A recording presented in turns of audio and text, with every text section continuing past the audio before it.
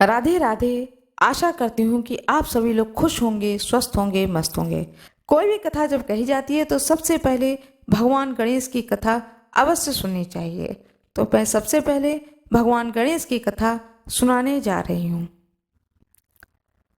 भगवान गणेश की जय हो, माता पार्वती की जय हो, भोले बाबा की जय हो। अब मैं आप लोगों को सुनाने जा रही हूँ भगवान गणेश की कथा। जब गणपति ने किया सारे देवताओं को यज्ञ में निमंत्रित, एक बार भगवान शिव के मन में बड़े यज्ञ के अनुष्ठान का विचार आया। विचार आते ही वे शीघ्र यज्ञ आरंभ करने की तैयारियों में जुट गए। सारे गणों को यज्ञ अनुष्ठान की अलग अलग जिम्मेदारियां सौंप दी गईं। सबसे बड़ा काम था यज्ञ में सारे देवताओं को आमंत्रित करना। आमंत्रण भेजने के लिए पात्र व्यक्ति का चुनाव किया जाना था, जो समय रहते सभी लोकों में जाकर वहां के देवताओं को ससम्मान निमंत्रण दे आए। ऐसे में किसी ऐसे व्यक्ति का चयन किया जाना था जो तेजी से जाकर ये काम करें। लेकिन भगवान शिव को यह भी डर था कि कहीं आमंत्रण देने की जल्दी में देवताओं का अपमान न हो जाए। इसलिए उन्होंने इस काम के लिए गणेश जी का चयन किया। गणेश जी बुद्धि और विवेक के देवता हैं। वे जल्दबाजी में भी कोई गलती नहीं करेंगे। यह सोचकर शिव जी ने गणपति को बुलाया और उन्हें समस्त देवी देवताओं को आमंत्रित करने का काम सौंपा। गणेश जी ने इस काम को संघर्ष स्वीकार किया, लेकिन उनके साथ समस्या यह थी कि उनका वाहन चूहा था जो बहुत तेजी से चल नहीं सकता था। गणेश जी काफी देर तक चिंतन किए कि किस तरह से सभी लोगों में जाकर आदर पूर्वक सारे देवताओं को यज्ञ में शामिल होने का आमंत्रण दिया जाए। बहुत विचार करने के बाद उन्होंने सारे आमंत्रण पत्र उठाए और पूजन सामग्री लेकर ध्यान में बैठे शिव जी के सामने बैठ गए। गणेश जी ने विचार किया कि यह तो सत्य है कि सारे देवताओं का वास भगवान शिव में है। उनको प्रसन्न किया तो सारे देवता प्रसन्न हो जाएंगे। यह सोच करके गणेश जी ने शिव जी का पूजन किया और सारे देवताओं का आवाहन करके सभी आमंत्रण पर शिव को ही समर्पित कर दिए। सारे आमंत्रण देवताओं तक स्वतः ही पहुंच गए और सभी यज्ञ में नियत समय पर ही पहुंच गए। इस तरह गणेश जी ने एक मुश्किल काम को अपनी बुद्धिमानी से आसान कर दिया। भगवान गणेश की जय हो, सभी देवी देवताओं की जय हो, भगवान शिव की जय हो, माता पार्वती की जय हो। भगवान गणेश की पौराणिक कथा। वैसे तो गणेश जी की गज आकृति को लेकर सबसे ज्यादा सुनी सुनाई जाने वाली कथा तो यही है कि पार्वती जी ने नहाने से पहले एक बालक की आकृति बनाकर उसमें प्राण डाल दिए और उसे पहरे पर बैठा दिया, जिसका सिर भगवान शिव ने काटा था। और फिर पार्वती के क्रोध को शांत करने के लिए एक हाथी के बच्चे का सिर जोड़ दिया। लेकिन कुछ पुराणों में इसके अलग अलग संदर्भ भी मिलते हैं। ब्रह्मवर्त पुराण में कथा कुछ अलग ही है। कथा कुछ ऐसी है कि एक बार भगवान शिव के शिष्य शनि देव कैलाश पर्वत पर आए। उस समय भगवान शिव ध्यान में थे तो शनि देव सीधे पार्वती जी के दर्शन के लिए पहुंच गए। तब पार्वती जी बालक गणेश के साथ बैठी थी। बालक गणेश का मुख सुंदर और हर तरह के कष्ट को भुला देने वाला था। शनि देव आंखें नीचे कर पार्वती जी से बातें करने लगे। पार्वती जी ने देखा कि शनि देव किसी को देख नहीं रहे। वे लगातार अपनी निगाहें नीचे किए हुए हैं। पार्वती जी ने शनि देव से पूछा कि वे किसी को देख क्यों नहीं रहे, क्या उनका कोई दृष्टि दोष हो गया? शनि देव ने कहा कि नहीं, उन्हें उनकी पत्नी ने श्राप दिया है कि वह जिसे देखेंगे उसका विनाश हो जाएगा। पार्वती जी ने पूछा कि उनकी पत्नी ने ऐसा श्राप क्यों दिया है, तो शनि देव कहने लगे कि मैं लगातार भगवान शिव के ध्यान में रहता हूँ। एक बार मैं ध्यान में था और मेरी पत्नी ऋतुकाल से निवृत्त होकर मेरे समीप आई, लेकिन ध्यान में होने के कारण मैंने उसकी ओर नहीं देखा। उसने इसे अपना अपमान समझा और मुझे श्राप दे दिया कि मैं जिसकी ओर देखूंगा उसका विनाश हो जाएगा। यह बात सुनकर पार्वती जी ने कहा कि आप मेरे पुत्र गणेश जी की ओर देखिए, उसके मुख का तेज समस्त कष्ट को हरने वाला है। शनि देव भगवान गणेश पर दृष्टि डालना नहीं चाहते थे, लेकिन वे माता पार्वती के आदेश की अवहेलना भी नहीं कर सकते थे। सो उन्होंने तिरछी निगाह से भगवान गणेश जी की ओर धीरे से देखा। शनि देव की दृष्टि पड़ते ही बालक गणेश का सिर धड़ से कटकर नीचे गिर गया। तभी भगवान विष्णु एक गज बालक का सिर लेकर पहुंचे और गणेश जी के सिर पर उसे स्थापित कर दिया। भगवान गणेश की जय हो, माता पार्वती की जय हो, शनि देव की जय हो, भगवान विष्णु की जय हो। सर्व मनोकामनाओं की पूर्ति हेतु रविवार भगवान सूर्य का व्रत श्रेष्ठ माना जाता है। इस व्रत की विधि इस प्रकार है। प्रातः काल स्नान आदि से निवृत्त होकर स्वच्छ वस्त्र धारण करें। शांत चित्त होकर परमात्मा का स्मरण करें। भोजन एक समय से अधिक नहीं करना चाहिए। भोजन तथा फलाहार सूर्य भगवान के प्रकाश के रहते कर लेना चाहिए। यदि निराहार रहने पर सूर्य छिप जाए तो दूसरे दिन सूर्य भगवान के उदय होने पर अर्घ देने के बाद ही भोजन करें। व्रत के अंत में सूर्य व्रत की कथा सुननी चाहिए। व्रत के दिन नमकीन तेल युक्त भोजन कदापि ग्रहण न करें। इस व्रत को करने से मान सम्मान बढ़ता है तथा शत्रुओं का क्षय होता है। आंख की पीड़ा के अतिरिक्त अन्य सब पीड़ाएं दूर होती हैं। रविवार भगवान सूर्य की व्रत कथा। एक बुढ़िया माई थी। उनका एक बहुत ही सरल सा नियम था कि प्रति रविवार को सवेरे ही स्नान आदि कर पड़ोसन की गाय के गोबर से घर को लीप कर फिर भोजन तैयार कर भगवान को भोग लगाकर स्वयं भोजन करती थीं। ऐसा व्रत करने से उनका घर धन धान्य एवं आनंद से पूर्ण था। इस तरह कुछ दिन बीत जाने पर उसकी पड़ोसन विचार करने लगी कि यह वृद्धा सर्वदा मेरी गौ के गोबर ले जाती है, इसलिए वह अपनी गाय को अपने घर के भीतर बांधने लगी। बुढ़िया को गोबर न मिलने से रविवार के दिन वह अपने घर को न लीप सकी, इसलिए उसे न तो भोजन बनाया और न ही भगवान को भोग लगाया तथा स्वयं भी उसने भोजन नहीं किया। इस प्रकार उसने निराहार व्रत किया। रात हो गई, वह भूखी सो गई। रात में भगवान ने उसे स्वप्न में दर्शन दिया और भोजन न बनाने तथा भोग न लगाने का कारण पूछा। बुढ़िया माई ने कहा कि आज मुझे घर लीपने के लिए गाय का गोबर नहीं मिला, जिससे हमारा घर शुद्ध नहीं हुआ, जिससे मैं खाना नहीं बना पाई और न ही आपको भोग लगा पाई। तब भगवान ने कहा कि माता, हम तुमको ऐसी गाय देते हैं जिससे सभी इच्छाएं पूर्ण होती हैं, क्योंकि तुम हमेशा रविवार को गाय के गोबर से घर लीपकर भोजन बनाकर मेरा भोग लगाकर खुद भोजन करती हो। इससे मैं खुश होकर तुमको यह वरदान देता हूँ तथा अंत समय में मोक्ष देता हूँ। स्वप्न में ऐसा वरदान देकर भगवान अंतर ध्यान हो गए और जब वृद्धा की आंख खुली तो वह देखती है कि आंगन में एक अति सुंदर गाय और बछड़ा बंधे हुए हैं। वह गाय और बछड़े को देखकर अत्यंत प्रसन्न हुई, उनको घर के बाहर बांध दिया, वही खाने का चारा डाल दिया। जब उसके पड़ोसन ने बुढ़िया के घर के बाहर एक अति सुंदर गाय और बछड़े को देखा तो द्वेष के कारण उसका हृदय जल उठा तथा जब उसने देखा कि गाय ने सोने का गोबर किया है तो वह उस गाय का गोबर ले गई और अपनी गाय का गोबर उसकी जगह पर रख दिया। वह नित्य प्रतिदिन ऐसा ही करती, सीधी साधी बुढ़िया को इसकी खबर नहीं होने देती। तब सर्वव्यापी ईश्वर ने सोचा कि चालाक पड़ोसन के कर्म से बुढ़िया ठगी जा रही है। भगवान ने संध्या के समय अपनी माया से बड़ी जोर की आंधी चला दी। बुढ़िया ने अंधेरे के भय से अपनी गाय को घर के भीतर बांध लिया। प्रातः काल उठकर जब वृद्धा ने देखा कि गाय ने सोने का गोबर दिया है तो उसके आश्चर्य की सीमा न रही। वह प्रतिदिन गाय को घर के भीतर बांधने लगी।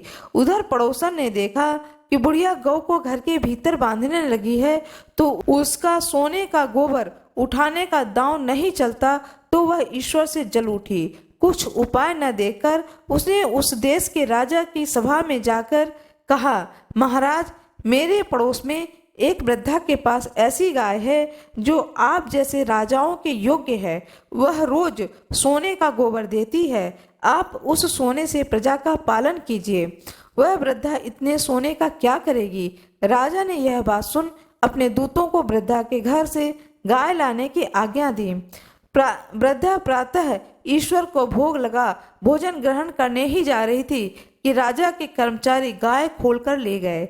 वृद्धा काफी रोई चिल्लाई किंतु कर्मचारियों के समक्ष कोई क्या कहता। उस दिन वृद्धा गाय के वियोग में भोजन न खा सकी और रात भर रो रो कर ईश्वर से गाय को पुनः पाने के लिए प्रार्थना करती रही। उधर राजा गाय को देखकर बहुत प्रसन्न हुए, लेकिन सुबह जैसे ही वह उठा सारा महल गोबर से भरा दिखाई देने लगा। राजा यह देखकर घबरा गया। राजा ने रात में स्वप्न में भगवान ने कहा कि राजा, गाय को वृद्धा को लौटाने से ही तेरा भला है। उसके रविवार के व्रत से प्रसन्न होकर मैंने उसे यह गाय दी थी।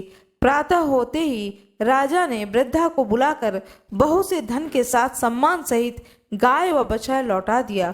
उसके पड़ोसन को बुलाकर उचित दंड दिया। इतना करने के बाद राजा के महल से गंदगी दूर हो गई। उस दिन से राजा ने नगर निवासियों को आदेश दिया कि राज्य की तथा अपनी समस्त मनोकामनाओं की पूर्ति के लिए रविवार को व्रत करो। व्रत करने से नगर के लोग सुखी जीवन व्यतीत करने लगे। कोई भी बीमारी तथा प्रकृति का प्रकोप उस नगर पर नहीं होता था। सारी प्रजा सुखी रहने लगी। भगवान सूर्य की जय हो, भगवान विष्णु की जय हो, भगवान गणेश की जय हो। पौराणिक कथा सुनाने जा रही हूँ। भगवान शिव और माता पार्वती की पुत्री अशोक सुंदरी की जन्म कथा। कैसे हुआ अशोक सुंदरी की जन्म, माता पार्वती ने अशोक सुंदरी को क्या वरदान दिया था, किससे और कैसे हुआ अशोक सुंदरी का विवाह और कैसे मिली नहुष को इंद्र की गद्दी। भगवान शिव और माता पार्वती की पुत्री। जैसा कि हम सभी लोग जानते हैं, कार्तिकेय और गणेश जी के अलावा भगवान शिव और माता पार्वती की एक पुत्री भी थी, जिनका की नाम अशोक सुंदरी था। इस बात का उल्लेख पद्म पुराण में भी किया गया है। अशोक सुंदरी एक देव कन्या थी जो अत्यधिक सुंदर थी। शिव और पार्वती की इस पुत्री का वर्णन पद्म पुराण में है, जिनके अनुसार एक दिन माता पार्वती ने भगवान शिव से संसार के सबसे सुंदर उद्यान में घूमने का आग्रह किया। अपनी पत्नी की इच्छा पूर्ति के लिए भगवान शिव उन्हें नंदन वन में ले गए, जहां माता पार्वती को कल्प वृक्ष नामक एक पेड़ से लगाव हो गया। कल्प वृक्ष मनोकामनाएं पूर्ण करने वाला वृक्ष था, अतः माता उसे अपने साथ कैलाश ले आई और एक उद्यान में स्थापित कर दिया। एक दिन माता अकेले ही अपने उद्यान में सैर कर रही थीं, क्योंकि भगवान भोलेनाथ अपने ध्यान में लीन थे।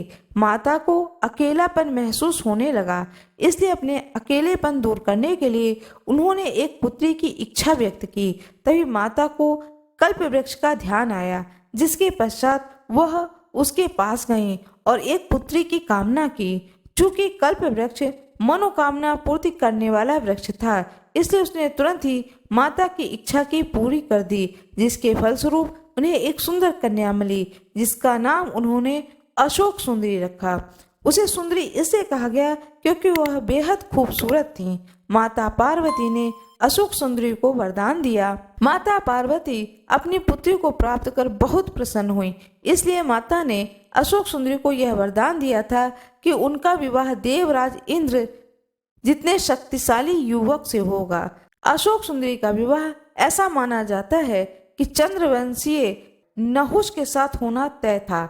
एक बार अशोक सुंदरी अपनी सखियों के संग नंदन वन में विचरण कर रही थीं। तभी वहां हुंड नामक एक राक्षस आया।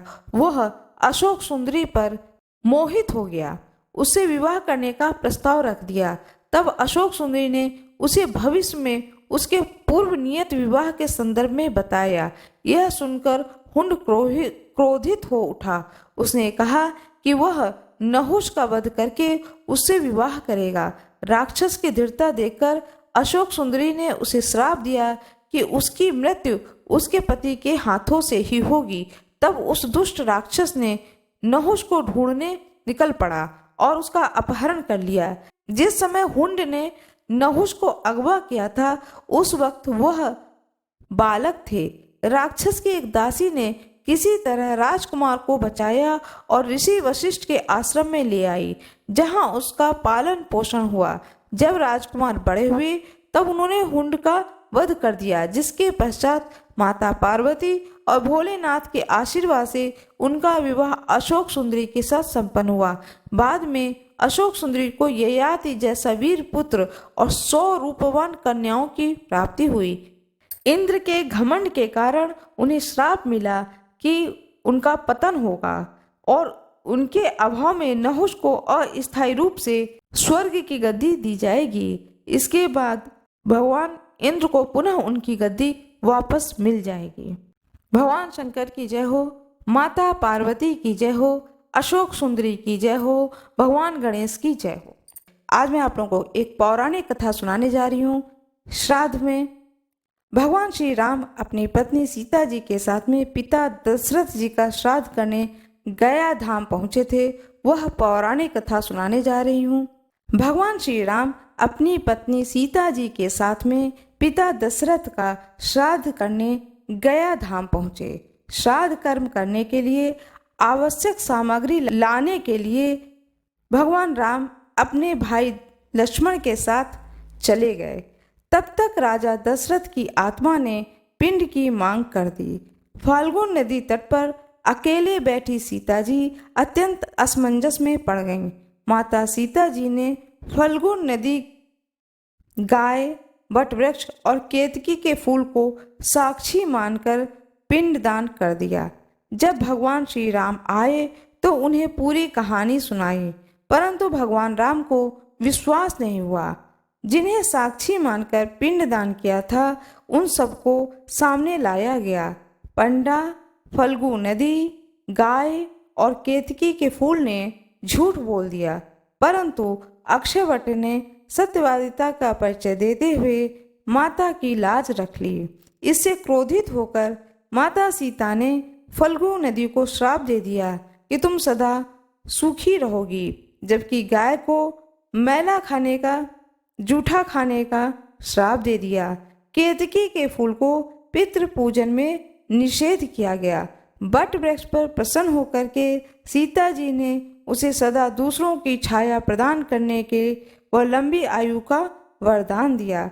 फिर उन्होंने अपने ससुर दशरथ जी को मनि मन प्रणाम करके उन्हें निमंत्रण दिया कि कृपया आप आएं और बताएं अपने पुत्र राम जी को कि मैंने आपको पिंड दान किया है। तब स्वयं दशरथ जी आए और धरती के नीचे से अपने दोनों हाथ को बाहर निकाले। वह आज भी पत्थर के रूप में 2 हाथ जमीन से निकले हुए हैं। उस स्थान को विष्णुपद कहा जाता है। स्वयं साक्षी बने दशरथ जी कि हाँ, माता सीता ने उन्हें पिंडदान किया है। इस चीज को देख करके भगवान राम माता सीता पर अत्यधिक प्रसन्न हुए और स्वयं दशरथ जी ने भी माता सीता को अत्यंत प्रसन्न होकर के आशीर्वाद दिया। वट वृक्ष अभी भी तीर्थयात्रियों को छाया प्रदान करता है। आज भी फल्गु तट पर स्थित सीता कुंड में बालू का पिंडदान करने की क्रिया परंपरा संपन्न होती है। जय माता दी। राधे राधे। जय श्री गया जी की, हरि विष्णु जी की जय हो। अब मैं आप लोगों को सुनाने जा रही हूँ पितृपक्ष की पौराणिक कथा। कहा जाता है कि जब महाभारत के युद्ध में दानवीर कर्ण का निधन हो गया और उनकी आत्मा स्वर्ग पहुंच गई, तो उन्हें नियमित भोजन की बजाय खाने के लिए सोना और गहने दिए गए। इस बात से निराश होकर कर्ण की आत्मा ने इंद्रदेव से इसका कारण पूछा। तब इंद्र ने कर्ण को बताया कि आपने अपने पूरे जीवन में सोने के आभूषणों को दूसरों को दान किया, लेकिन कभी भी अपने पूर्वजों को कुछ भी नहीं किया। आपने कोई भी श्राद्ध कर्म नहीं किए। तब कर्ण ने उत्तर दिया कि वह अपने पूर्वजों के बारे में नहीं जानता है। इस बात को सुनने के बाद भगवान इंद्र ने उन्हें 15 दिनों की अवधि के लिए पृथ्वी पर वापस जाने की अनुमति दी, ताकि वह अपने पूर्वजों को भोजन दान कर सकें। इसी 15 दिन की अवधि को पितृपक्ष के रूप में जाना जाता है। अब मैं दूसरी कहानी सुनाने जा रही हूँ। पितृपक्ष की पौराणिक कथा। पौराणिक कथा के अनुसार जोगे तथा भोगे दो भाई थे। दोनों अलग अलग रहते थे। जोगे धनी था और भोगे निर्धन था। दोनों में परस्पर बड़ा प्रेम था। जोगे की पत्नी को धन का अभिमान था, किंतु भोगे की पत्नी बड़ी सरल हृदय थी। पितृपक्ष आने पर जोगे की पत्नी ने उससे पितरों का श्राद्ध करने के लिए कहा, तो जोगी इसे व्यर्थ का कार्य समझकर टालने की चेष्टा करने लगा, किंतु उसकी पत्नी समझती थी कि ऐसा नहीं करेंगे तो लोग बातें बनाएंगे। फिर उसे अपने मायके वालों को दावत पर बुलाने और अपनी शान दिखाने का यह उचित अवसर लगा।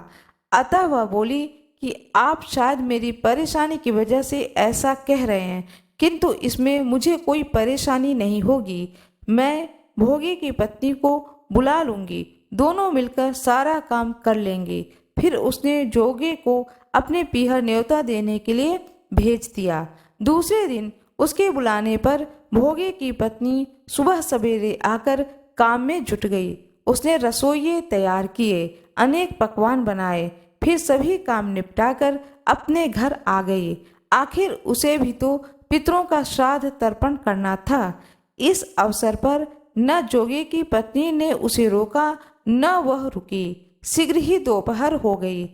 पितर भूमि पर उतरे। जोगे भोगे के पितर पहले जोगे के यहाँ गए तो क्या देखते हैं कि उसके ससुराल वाले वहाँ भोजन पर जुटे हुए हैं। निराश होकर वे भोगे के यहाँ आए। वहाँ क्या था, मात्र पितरों के नाम पर अगियारी दे दी गई थी। पितरों ने उसकी राख चाटी। भूखे ही नदी के तट पर जा पहुँचे। थोड़ी देर में सारे पितर इकट्ठा हो गए और अपने अपने यहाँ के श्राद्धों की बड़ाई करने लगे। जोगे भोगे के पितरों ने अपनी आप बीती सुनाई। फिर वह सोचने लगे कि अगर भोगे समर्थ होता तो शायद उन्हें भूखा न रहना पड़ता, मगर भोगे के घर में तो 2 जून की रोटी भी खाने को नहीं थी। यही सब सोचकर उन्हें भोगे पर दया आ गई। अचानक वे नाच नाच कर गाने लगे, भोगे के घर धन हो जाए, भोगे के घर धन हो जाए। सांझ होने की हुई। भोगे के बच्चे को कुछ भी खाने को नहीं मिला था। उन्होंने माँ से कहा, भूख लगी है। तब उन्हें टालने की गरज से भोगे की पत्नी ने कहा कि जाओ, आंगन में हौदी औंधी रखी है, उसे जाकर खोल लो, जो कुछ मिले बांट कर खा लेना। बच्चे वहां पहुंचे तो क्या देखते हैं कि हौदी मोहरे से भरी पड़ी है। वे दौड़े दौड़े माँ के पास पहुँचे और उसे सारी बात बताई। आंगन में आकर भोगे की पत्नी ने यह सब कुछ देखा तो वह हैरान रह गई। इस प्रकार भोगे भी धनी हो गया, मगर धन पाकर वह घमंडी नहीं हुआ। दूसरे साल का पितृपक्ष आया। श्राद्ध के दिन भोगे की पत्नी ने 56 प्रकार के व्यंजन बनाए। ब्राह्मणों को बुलाकर श्राद्ध किया, भोजन कराया, दक्षिणा दी। जेठ जिठानी को सोने चांदी के बर्तन में भोजन कराया। इससे पितर बड़े प्रसन्न तथा तृप्त हुए। जिस प्रकार जोगे भोगे के पितर प्रसन्न हुए, उसी तरह से सभी के पितर सभी पर प्रसन्न हों और अपने बच्चों को आशीर्वाद दें, जिससे कि उनके घर में पुत्र पौत्र धन धान्य भरा रहे। पितृदेव की जय हो, कुल देवी की जय हो, कुल देवता की जय हो, इष्ट भगवान की जय हो। एक गांव में एक बूढ़ी रहती थी, साथ में उसका एक पोता रहता था और उनके कोई भी सगे संबंधी न होने के कारण वह जो बूढ़ी माता जी थी, वह अपने पोते का लालन पालन करने के लिए लोगों के घर में बर्तन धुलना या कोई भी व्यक्ति कोई भी काम बता देता था उसके सामर्थ्य के अनुसार, तो वह बूढ़ी माता उन सब के काम को कर देती थी, जिससे कि मेरे उदर की पूर्ति हो, साथ में मैं अपने पोते का भी लालन पालन कर सकूं। वह पोता जिस स्कूल में पढ़ता था, उस स्कूल में एक आयोजन हुआ, कार्यक्रम हुआ। उस कार्यक्रम के तहत हर एक बच्चे को कुछ न कुछ अपने घर से लेकर आना था।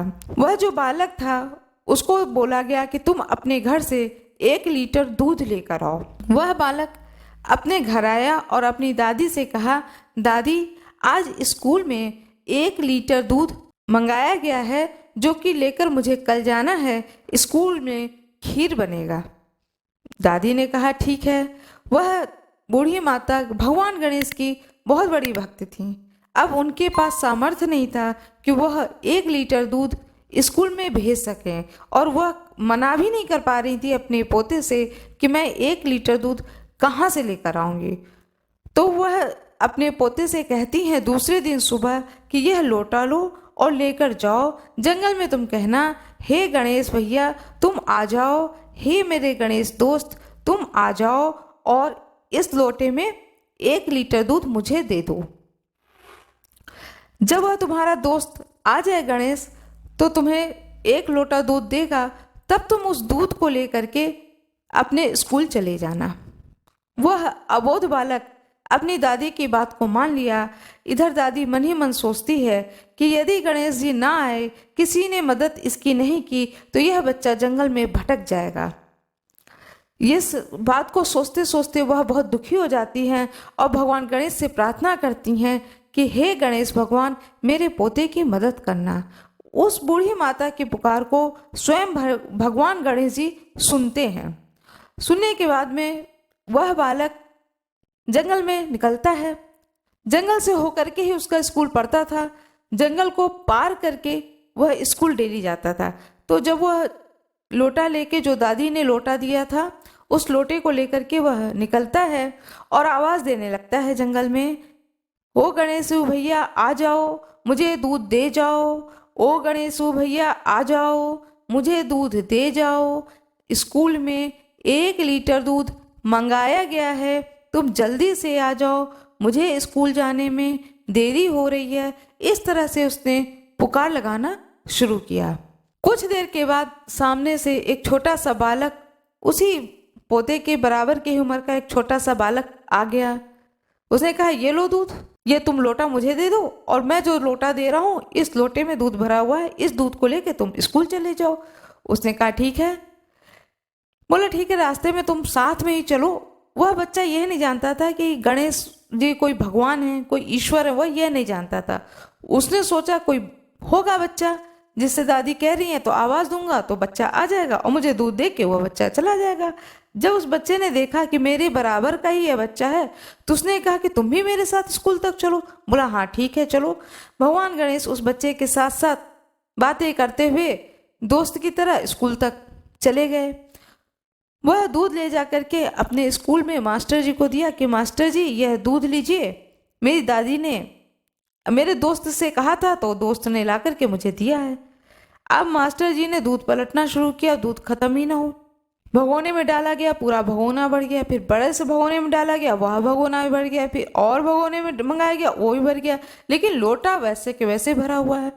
अब मास्टर जी ने सोचा यह कोई जादुई लोटा इस बच्चे के हाथ में कैसे आ गया।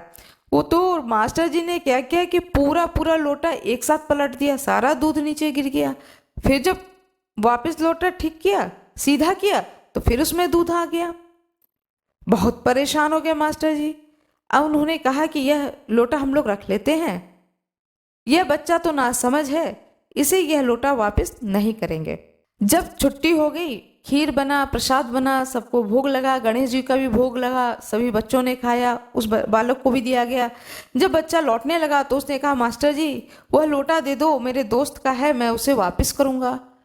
बोले ठीक है, तुम वापस करोगे तो ये लोटा ले लो और हम भी तुम्हारे साथ में चलेंगे, तुम्हारे दोस्त से मैं मिलना चाहता हूँ। बोला ठीक है मास्टर जी, आप भी मिल लेना। कहाँ रहता है? वह तो जंगल में रहता है, मैं जब आवाज़ देता हूँ तो वह आ जाता है। बोले ठीक है। अब वह लोटा लेकर के बच्चा आगे आगे चले, पीछे पीछे मास्टर जी लोग चले। अब बच्चे ने आवाज़ लगाने शुरू की, ओ गणेश ओ भैया आ जाओ, ओ मेरे दोस्त आ जाओ, अपना लोटा ले जाओ, अपना लोटा ले जाओ। बहुत आवाज़ लगाई, बहुत आवाज़ लगाई, अंधेरा होने लगा, लेकिन भगवान गणेश जी उस बच्चे के सामने नहीं आए। अब वह बच्चा घर पहुंचा, मास्टर जी लोग अपने अपने घर को लौट गए। दूसरे दिन वह जब बालक स्कूल गया, मास्टर जी ने उसकी बहुत पिटाई करी, बहुत पिटाई करी। कहा झूठ बोलते हो, बेवकूफ़ बनाते हो, तुम्हारे साथ तो कोई ऐसा बालक नहीं था, कल तो हम लोग सब लोग साथ में ही गए थे। उसने कहा नहीं महाराज, नहीं मास्टर जी, वह बच्चा है, मेरा दोस्त है। कहा ठीक है, आज तुम फिर आवाज़ लगाना। उसने कहा ठीक है गुरुजी। अब फिर वो बच्चा लौटा, साथ में पूरे मास्टर जी लोग भी, सब लोग साथ में आए। दोपहर का समय था। फिर उस बच्चे ने आवाज़ लगाई। जब बहुत आवाज़ लगाई तो गणेश भगवान प्रकट हुए, उसी बालक रूप में प्रकट हुए और बोले, क्या बात है, क्यों तुम आवाज़ मुझे लगा रहे हो? बोले, कल तुम नहीं आए थे और मैं घर चला गया। दूसरे दिन सुबह जब आज मैं स्कूल गया हूँ तो मुझे मास्टर जी ने बहुत मारा है। कहते हैं कि वह जो तुमने लोटे में दूध दिया था वह कोई जादुई लोटा है, उसमें से दूध खत्म ही नहीं होता है। तुमने कौन सा लोटा दे दिया था मुझको? बोले, गणेश भगवान बोले, तुमने वो लोटा क्या किया? बोले, वो घर में रखा हुआ है, दादी माँ के पास वो रखा हुआ है। बोले, ठीक। अब उस बच्चे ने कहा, मास्टर जी देखिए, मेरा दोस्त आ गया है। मास्टर जी बोले, कहाँ दोस्त है? हमको तो कोई दिखाई नहीं दे रहा। बोले, मास्टर जी सामने खड़ा है मेरा मित्र, गणेश जी मेरा मित्र खड़ा है, तुम्हें दिखाई नहीं दे रहा? बोले, नहीं नहीं, हमें बिल्कुल दिखाई नहीं दे रहा। ये तो मैं देख रहा हूं कि तुम किसी से बात कर रहे हो, लेकिन कौन सामने खड़ा वो मुझे नहीं दिख रहा है। इसके बाद उसने अपने दोस्त गणेश जी से प्रार्थना करी कि क्या बात है दोस्त, तुम मुझे दिख रहे हो, मेरे मास्टर जी को नहीं दिख रहे हो। यदि तुम उन्हें नहीं दिखोगे तो ये मेरी पिटाई फिर करेंगे। वह बालक डर गया और उसने गणेश जी से कहा, भाई दिख जाओ। अब गणेश भगवान बालक के रूप में, लेकिन अद्भुत अलौकिक, चेहरे पे एक विशेष तेज था उस बालक के चेहरे पर। उस तेज को देख करके जितने मास्टर जी थे, जो भी थे, टीचर्स का जो ग्रुप था, सब लोग देख करके दंग रह गए। उन लोगों ने प्रणाम किया, साष्टांग दंडवत होकर प्रणाम किया और कहा कि ऐसा अद्भुत और अलौकिक बालक तो हम लोगों ने जीवन में कभी नहीं देखा है। यह निश्चित कोई इंसान नहीं है, यह कोई देवता ही है। और प्रणाम करने के बाद में उस छोटे से बालक से भी क्षमा मांगी कि तुम्हारा मित्र सचमुच अद्भुत है, वह भगवान गणेश ही है और मैंने तुम्हारे साथ दुर्व्यवहार किया है, इसके लिए अब हम लोग तुमसे क्षमा मांगते हैं और अब हम तुम्हें कभी भी नहीं परेशान करेंगे।